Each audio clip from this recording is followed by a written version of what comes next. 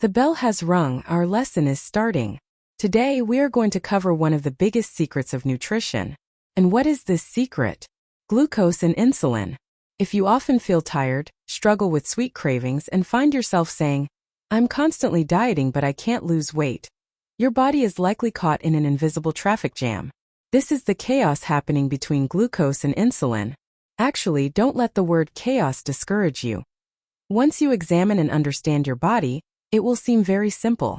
First, let's get to know glucose, which we describe as our body's main battery. Glucose is a simple sugar that serves as your body's primary energy source. A piece of bread, a fruit, a spoonful of rice, or any food we consume is broken down by our body into glucose molecules. These molecules enter the bloodstream and provide energy production. Here, our cells take action to use this energy and encounter receptors, which we call cell doors. These receptors are the entrances through which glucose must enter the cell. This is exactly where insulin, the hormone produced by the pancreas that opens the door, comes into play. Insulin is secreted from the pancreas and acts as a key that carries the sugar in the blood to the cells. When your blood sugar rises, insulin takes the stage and opens the cell doors to allow glucose to enter. Once inside the cell, glucose turns into energy. However, in some cases, when too much glucose reaches the cell, insulin panics. We call this a glucose spike. The body first fills the small stores in your muscles and liver. Once these are full, it locks everything else into fat stores. Because the body must find a way to place this sugar to protect itself from the damages of high blood sugar. In other words, while insulin is actually trying to protect the body, when it works overtime, it turns on the fat storage mode.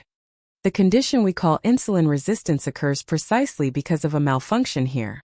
Even if insulin, our key, enters the lock, it cannot open the door, and glucose begins to accumulate in the blood. This creates high blood sugar. I will explain these conditions in more detail another day. After this brief information transfer, we can return to our topic. The issue doesn't just end with storing fat. Insulin is a very efficient hormone. While clearing the sugar from the blood, the pancreas may secrete excessive amounts of insulin and lose its balance, dropping blood sugar below its starting point. We call this a glucose crash, otherwise known as hypoglycemia. There are, of course, other causes of hypoglycemia. These include skipping meals, sudden consumption of excessive carbohydrates, diabetes treatment, excessive exercise on an empty stomach, or alcohol consumption. Hypoglycemia occurs when blood sugar drops below 70 milligrams per deciliter. In the presence of hypoglycemia, your brain sends an emergency signal. That moment of tremors, sweating, rapid heartbeat, sudden irritability, and the feeling of, "I will die if I don't eat something sweet right now," is actually your brain's struggle for survival. In these moments, your body moves beyond a matter of willpower and prepares for a biological war. I compare blood sugar fluctuations to a roller coaster. Let's stop this train. Let's travel on a slow and calm train.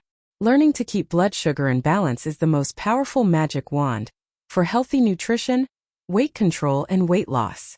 So, how do we stop this roller coaster without giving up the foods we love? I am revealing the most important secret: food sequencing. The order of food going into the stomach, which food group you send in first, determines the speed at which it enters your blood. We start first with fibers, namely vegetables. Fibers are not digested. They spread over the intestinal lining as a protective net, and protect by preventing other incoming nutrients from rushing into the blood. Next, proteins, meat, chicken, turkey, fish, or legumes, come on top of the fibers, followed by fats, which slows down digestion even further and strengthens the satiety signal. Finally, if carbohydrates are consumed, their entry into the blood will be slow. Consuming carbohydrates on an empty stomach disrupts blood sugar balance and enters the blood very quickly. Our goal is to ensure they enter the blood slowly. This is why we consume dessert after a meal, or add a dairy product alongside syrupy desserts. Let's say you are hungry and circumstances dictate that you eat a carb-heavy meal. Then I can give you a cheat code. If you don't have stomach problems, add 1 tablespoon of organic vinegar to a glass of water and consume it 10 to 15 minutes before the meal.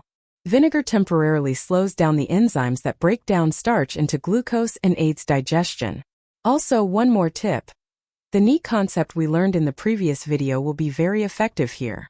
A 15 to 20-minute walk after a meal will give your muscles the instruction to use the incoming glucose immediately and slow down insulin storage process. Remember, our goal is not to lose weight by eating less or starving ourselves, but to learn our biology, get to know our body, and manage it through this knowledge. It is to eat smartly, stay full, and lose or maintain weight in a happy way. As for today's homework, this week, consume your meals using food sequencing for one meal every day. First fiber, then protein and fat, and finally carbohydrates. Let's see who will start changing their habits by taking this small step. We'll see in the comments. Class dismissed.